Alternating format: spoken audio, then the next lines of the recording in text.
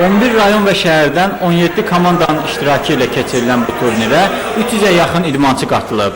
Görüş 1987-88 və 1989-90-cı il təvəllüdlü yeniyetmə güləşçilər arasında olub. Yarışın baş hakimi Eldar Məmmədov idi. Dünən turnirin final mərhələsi keçirilib. 13 çəki dərəcəsində qaliblər müəyyənləşdirildi.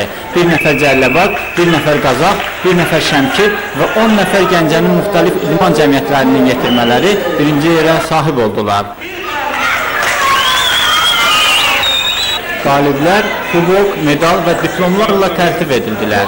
İkinci yeri tutan idmançılara isə gümüş medal və güləş idman paltarı verildi. Biz bugün Gəncə şəhərində keçirilən yarışda güləşirdik. Mən Cəlladdan gəlmişəm. Mənim vesimdə 46 dənə uşaq var idi. Mən 7 dənə rəqimlə qalib gələrək 32 kilogram çəki dərəcəsində birinci yerə çıxdım. Mən çoxdan məşq edirdim. Kölməmin sözünü yetirdim. 7 görüş keçirdim, 7-sində də qələbə çaldım. Gələcəkdə də hazırlaşacağım, Respublika çempionatına çıxacağım.